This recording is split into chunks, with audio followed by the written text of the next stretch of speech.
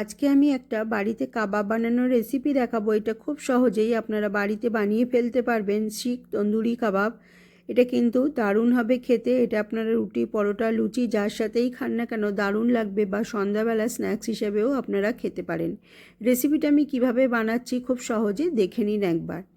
তার জন্য আমি এখানে কিছুটা চিকেন নিয়ে নিয়েছি।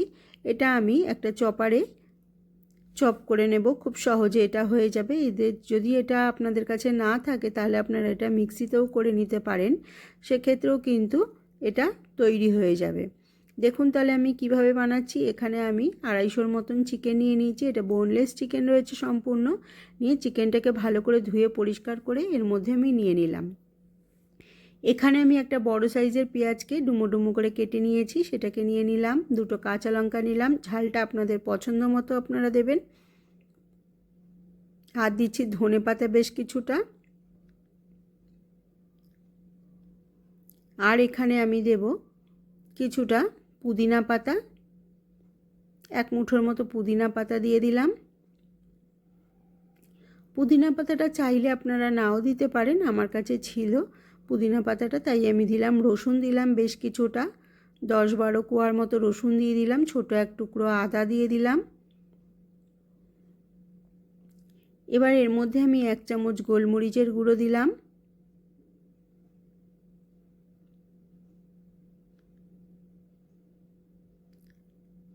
হাফ চামচ জিরে গুঁড়ো দিলাম। হাফ চামচ হলুদ গুঁড়ো দিলাম। হাফ চামচ লঙ্কা গুঁড়ো দিলাম। আর অর্ধেকটা পাতিলেবুর রস দিয়ে দিচ্ছি। এখানে চাইলে এগুলো আপনারা আলাদা মিহি করে কুচিয়ে নিয়েও দিতে পারেন, বা চিকেনটাকে কিমা করে নিয়ে মিহি করে এগুলো কুচিয়ে নিয়েও এগুলো দিয়ে দিতে পারেন। আমি সবটাই একসাথে করছি। আর আমি দিলাম 1 চামচের মতন চিকেন মশলা।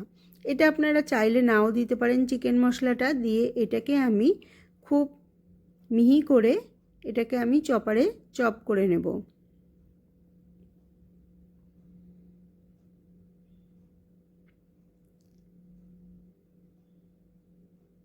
দেখুন কত সুন্দর হয়ে গেছে, একবারেই আমার সবটা তৈরি হয়ে গেছে।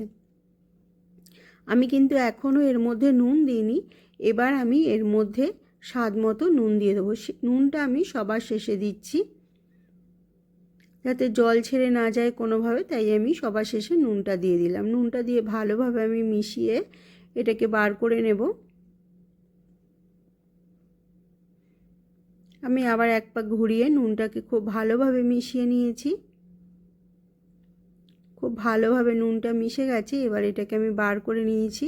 এবার একটু হাতে আমি এটাকে খুব ভালোভাবে মেখে নিচ্ছি।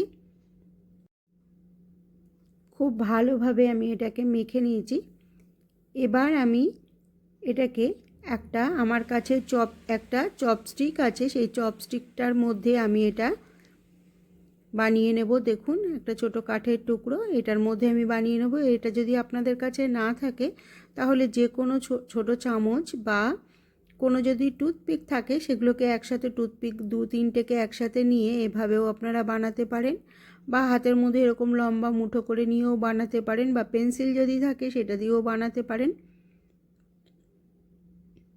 এভাবে মুঠো করে নিয়ে চেপে চেপে এটার মধ্যে আমি পুরো গোল করে লাগিয়ে নিচ্ছি। খুব বেশি বড় বানাবো না, এভাবেই আমি সমস্তগুলো বানিয়ে নেব।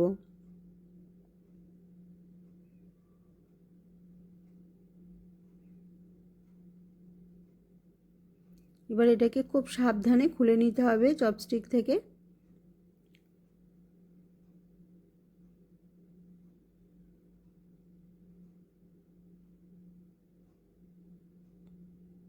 খুব ভালোভাবে আমি এটাকে চেপে চেপে লাগিয়ে দিচ্ছি যাতে কোনোভাবে খুলে না যায়। আলতো হাতে এবার এটাকে বার করে নিচ্ছি আমি। যদি এটা অসুবিধা হয় তাহলে একটু জল লাগিয়ে নিতে পারেন, তাহলেও কিন্তু খুব সহজে এটা বেরিয়ে যাবে। দেখুন কত সুন্দর তৈরি হয়েছে, মাঝখানটা পুরো ফাঁপা তৈরি হবে।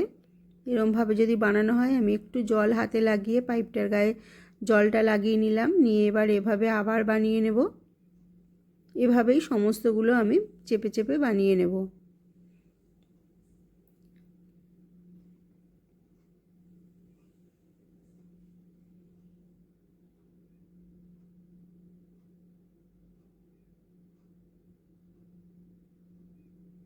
সবটা আমি এভাবেই বানিয়ে নিচ্ছি।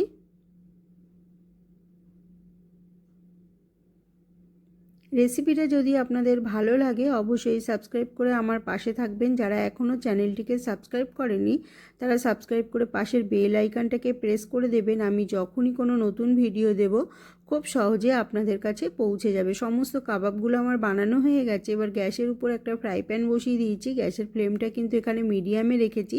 দিয়ে ঘি দিয়ে দিলাম।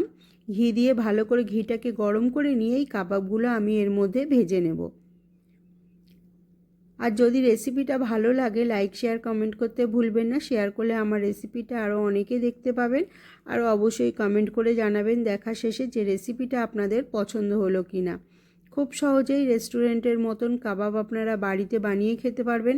এটা কিন্তু দুর্দান্ত টেস্ট হয়েছিল। একবার না বানিয়ে খেলে বুঝতে পারবেন না যে এটা কতটা টেস্টি হয়েছিল। এভাবে আমি এখন গ্যাসের ফ্লেমটা স্লো রেখে এটা ভেজে নেব। স্লো গ্যাসে এটা ভাজতে হবে, না হলে বাইরেটা ভাজা হয়ে যাবে তাড়াতাড়ি, ভেতরটা কাঁচা থেকে যাবে। তাই একদম লো ফ্লেমে ভালোভাবে উল্টে পাল্টে এটাকে আমি লাল করে একটু ভেজে নেব।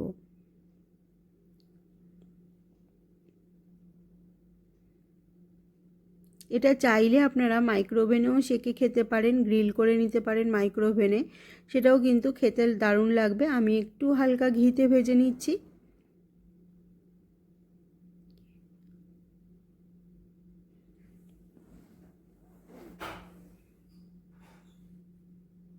উল্টে পাল্টে আমি লাল করে এটাকে ভেজে নেব।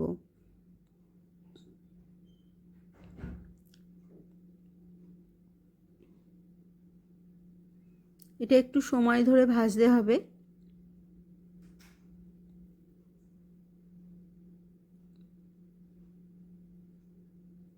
একটা সাইড ভাজা হয়ে গেছে, তারপরেই আমি উল্টে অন্য সাইডগুলো ঘুরিয়ে ফিরিয়ে ভেজে নিচ্ছি।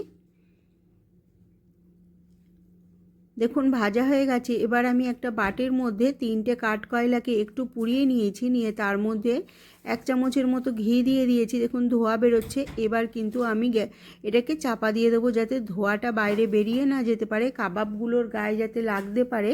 সেই জন্য একটা কাবাবগুলো দিয়ে একটা স্মোকি গন্ধ আসবে, সেজন্য আমি এইরকম করলাম। এখন কিন্তু গ্যাসের ফ্লেমটা আমার বন্ধ করে দেওয়া আছে। এটা কিন্তু দুর্দান্ত খেতে হয়েছিল। কাঠকয়লাটাকে আমি বার করে নিলাম, নিয়ে এবার আমি এই কাবাবগুলোকে একটা প্লেটের মধ্যে তুলে নিচ্ছি।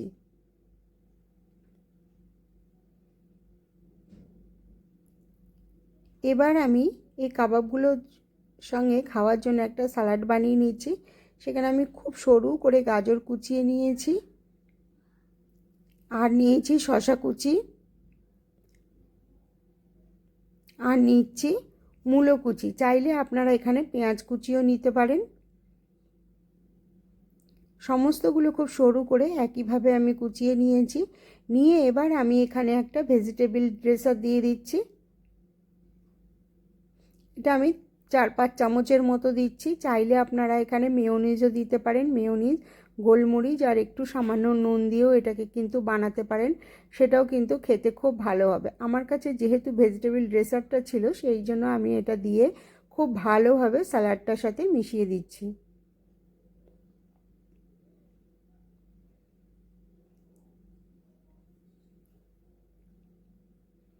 খুব ভালোভাবে মিশিয়ে নিয়ে তারপর আমি কাবাবের সাথে এটাকে পরিবেশন করব। খুব ভালোভাবে আমি এটাকে মিশিয়ে নিচ্ছি। এটা কিন্তু কাবাবের সাথে খেতে দারুণ লাগবে।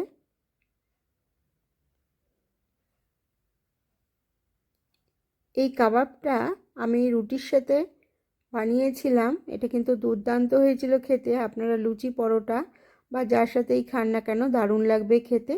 আজকের রেসিপিটা তাহলে এখানেই শেষ করলাম। সবাই খুব খুব ভালো থাকবেন, সুস্থ থাকবেন। আবার দেখা হবে অন্য কোনো দিন অন্য কোনো নতুন রেসিপির সাথে।